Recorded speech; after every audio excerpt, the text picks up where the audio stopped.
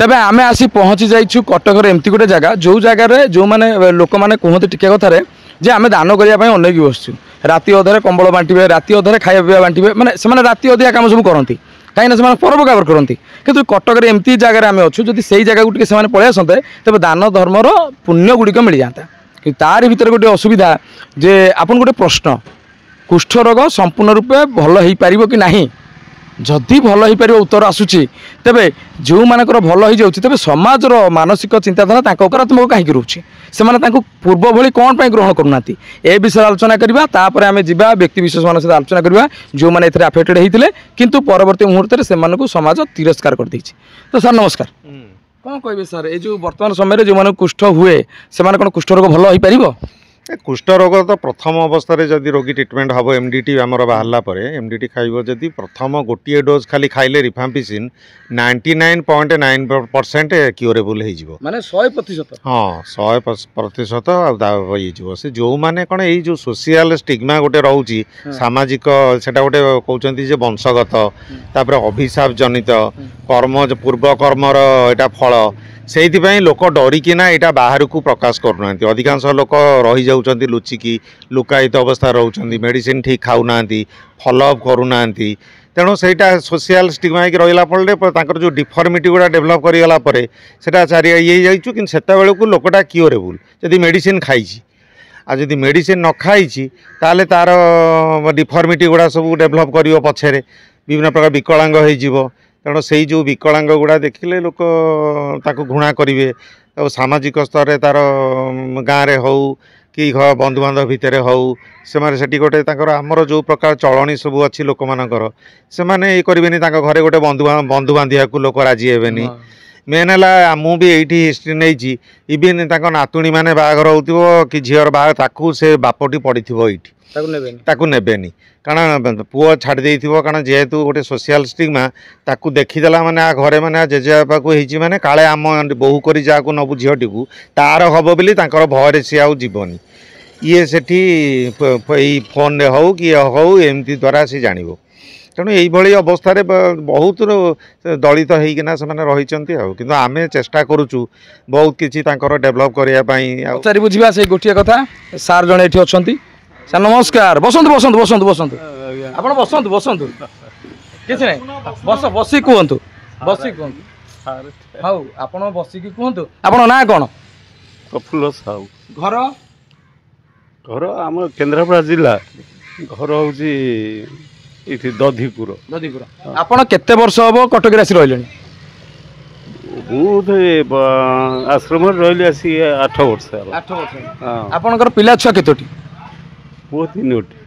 पुओ 3टी झील अच्छा ना तो सारंकर पुओ 3टी झील ना अच्छा बर्तमान आप सुस्थ हो सारे सुस्थ कौन गोड़े माने साहू बाबू जहाँ कहले बर्तमान से सुस्थ गणा ना असुस्थ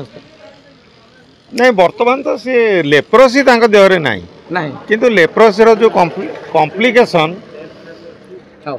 कॉम्प्लिकेशन टा बर्तमान से जो मुझे कहली जो सेंसेशन टा कमी जाए आम नर्व अफेक्ट हुए ताफल ट्रमा होना घाई से जो अल्सर हो से अल्सर बर्तमान सी ट्रिटमेंट करने को पड़ रोच आमर ये सी क्योर तो आपड़ देखिपे बर्तमान सुस्थ हवा सत्वे तेरे लास्ट टाइम केते दिन तले घर परिवार सहित मिसी थे आप पुओ सहित केबे भेट होता से भेट होता प्राय मु तो आसले 8 वर्ष 8 वर्ष तले हाँ 8 वर्ष 8 वर्ष हो अच्छा आपणकर सहधर्मिणी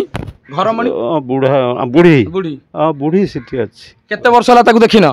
ताको मुझे 7-8 वर्ष देखी माने 8 वर्ष है स्त्री एवं पिला छुआ क्या देखिन मुझे घर को भी जाइनी घर को जीवे तो से माने एठी केबे आसुना ना से आसुना पिला के आसुना आठारु दुर्भाग्य कथा कौन अच्छी जिते समाज में यही बापा दिने पिला छुआ खाया पीवा देते राति दिन जो पैसा दरकार हो स्कूल जावाई कि नहीं बापा आज भोजी अच्छी मत 10 टଙ୍କା 20 ଟଙ୍କା से समय तो कौन कौन सही कथा से कथा आम पिला छुआ को बढ़ई बाड़े कथा कर आनलु बासा हो कथा कले संसार नहीं से ए बयस आप सुस्थ हवा सत्वे आपण को आउ नौना ना आउ घरे माने सुस्थ समाज रे ଆଉ ଗ୍ରହଣ କରୁନାହାନ୍ତି ନା ତ ଆମ ସମାଜ କେବେ ସୁଧୁରିବ ଏଇଟା ବଡ଼ କଥା ଘଟୁଛି ଏଇ କଥା ଯେଉଁମାନେ ଆଜି ଦେଖୁଛନ୍ତି ନୀରବ ରହୁଛନ୍ତି କାଲି ସକାଳେ ଯଦି ସେଇମାନଙ୍କ ସହିତ ଘଟିବ ସେମାନେ ଆସିକି ଏମିତି କଟକରେ ଏଇଠି ଥିବେ ଚିନ୍ତା କଲେ କେମିତି ଲାଗିବ ତେବେ ଏ କଥାକୁ ନେଇ ଆଲୋଚନା କରିବା ଆଉ କିଛି ଥରେ ବେଳେ 1200 ଟଙ୍କା ସାରିକି ଅଟୋ କରିକି ପଳେଇଲି ଏକାଟିଆ ତାର ହେଲା ପୁଣି ପୁଣି କେମିତି ଆସିଲ ଏଠି ଫେରେ ଅଟୋ କରିକି ଆଣି ଫେରେ ଥୋଇଲେ ଏଠି ମାନେ ତମେ ଚାହୁଁଛ ଘରକୁ ଯିବାକୁ କିନ୍ତୁ ସିଏ ତମକୁ ରଖୁନାହାନ୍ତି ଆଣିକି ଛାଡ଼ି ଦେଉଛନ୍ତି ସେଇଆ ତ ଆସ ଦିଦି ତ ଯୋଉ ତମର ଯେ ସଉତୁଣୀ ସେଇ ଏତିକ ନାଟ ଲଗାଉଛି କି ସତ କୁହ ଭଗବାନ ଜାଣନ୍ତୁ ଆମେ କ'ଣ ଜାଣିପାରୁ ଘର ଖୋର୍ଦ୍ଧା ଆପଣ କେତେ ବର୍ଷ ହବ ଏଠି ଆସି ରହିଲେଣି 10-15 ବର୍ଷ ଆପଣଙ୍କ ଏବେ ବି ମଥାରେ ସିନ୍ଦୁର ଲାଗିଛି ସ୍ୱାମୀ ଆସନ୍ତି ବୁଲିବା ପାଇଁ ଆଉ ସିଏ ଆଉ ଦ୍ୱିତୀୟ ବିବାହ କରନ୍ତି ତ ଆଉ ଗୋଟେ ଭାଇ ଗଲେ ତ ସବୁଠାରୁ ଦୁଃଖର କଥା ଯଦି ବାହା ହେଇଛନ୍ତି ଆପଣଙ୍କୁ ପଚାରିକି ବାହା ହେଇଥିଲେ ନା ନାଇଁ ମନକୁ ମନ ଯାଇ ବାହା ହେଇଗଲେ ସତ କହିବେ ପଚାରିଲେ ଆପଣ କ'ଣ କହିଲେ ମୁଁ କହିଲି ମୁଁ ତ ପାଣି ଗ୍ଲାସଟେ ଦେଇପାରିଲିନି ଆଉ ଯାହା କରନ୍ତୁ ତମ ଇଚ୍ଛା ଆପଣ ପିଲାପିଲି କେତେଟା 3ଟା ପୁଅ କେତେଟା ଝିଅ କେତେଟା ପୁଅ 2ଟା ଝିଅ 1 ସେ ଏବେ କୋଉଠି ଅଛନ୍ତି ସେ ସବୁ ଭୁବନେଶ୍ୱରରେ ଏଠିକି ଆସନ୍ତି ଆସିକି ଦେଖେଇକି ନିଅନ୍ତି ତା ବାପା ଆଚ୍ଛା କେତେ କେତେ ବଡ଼ ପିଲା ଝିଅ ବାହା ହେଇକି ଝିଅର ପୁଅ ଝିଅ 3ଟା ଆଚ୍ଛା ଆପଣ ଏଠି ଏକୁଟିଆ ରହୁଛନ୍ତି ସ୍ୱାମୀ ସ୍ତ୍ରୀକୁ ଛାଡ଼ିକି ଘର ପରିବାରକୁ ଛାଡ଼ିକି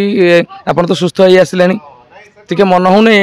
ସେମାନେ ଆସିଲେ ତମକୁ ନେଇଯାଆନ୍ତେ ମୁଁ ଥରେ ବେଳେ 1200 ଟଙ୍କା ସାରିକି ଅଟୋ କରିକି ପଳେଇଲି ଏକାଟିଆ ତାର ହେଲା ପୁଣି କେମିତି ଆସିଲ ଏଠି ଫେରେ ଅଟୋ କରିକି ଆଣି ଫେରେ ଥୋଇଲେ ଏଠି ମାନେ ତମେ ଚାହୁଁଛ ଘରକୁ ଯିବାକୁ କିନ୍ତୁ ସିଏ ତମକୁ ରଖୁନାହାନ୍ତି ଆଣିକି ଛାଡ଼ି ଦେଉଛନ୍ତି ସେଇଆ ତ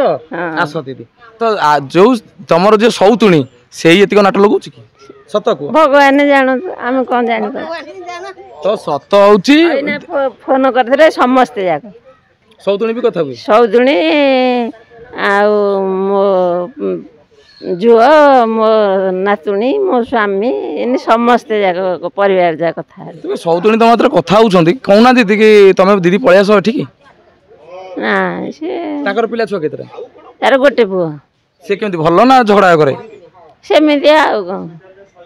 ଆଚ୍ଛା ଆପଣଙ୍କର ସତ କହିଲେ ଏଠି ରହିବାକୁ କିନ୍ତୁ ଇଚ୍ଛା ନାହିଁ ସତ ଆଉ ଭାଗ୍ୟରେ ଅଛି ଆଉ କ'ଣ କୁଆଡ଼େ ଯିବା ହଁ ଆପଣଙ୍କ ପାଖକୁ ଯିବି କଥା ହେବା ତ ଆପଣ ଚାହୁଁଛନ୍ତି ଯେ ଘରକୁ ଗାଁକୁ ଖୋର୍ଦ୍ଧା ଯିବା ପାଇଁ କିନ୍ତୁ ଯେଉଁ ବ୍ୟକ୍ତି ଜଣକ ଏଭଳି କରିଛନ୍ତି ଠିକ୍ ଅଛି ଆପଣଙ୍କ ମନ ହେଲା ଆପଣ ବିବାହ କରିଦେଲେ ଦେଖନ୍ତୁ ଆଜି ପର୍ଯ୍ୟନ୍ତ ମଧ୍ୟ ତାଙ୍କ ମଥାରେ ତମ ନାଁରେ ସିନ୍ଦୁର ଝଟକୁଛି ଟିକେ ପାଖକୁ ନେଇ ଦେଖାଅ ତ ଏ ଯେଉଁ ଦିଦିଙ୍କ ଭଳି ଆଉ କିଏ ଅଛି ସ୍ୱାମୀ ଦ୍ୱିତୀୟ ବିବାହ କରିଦେଲେ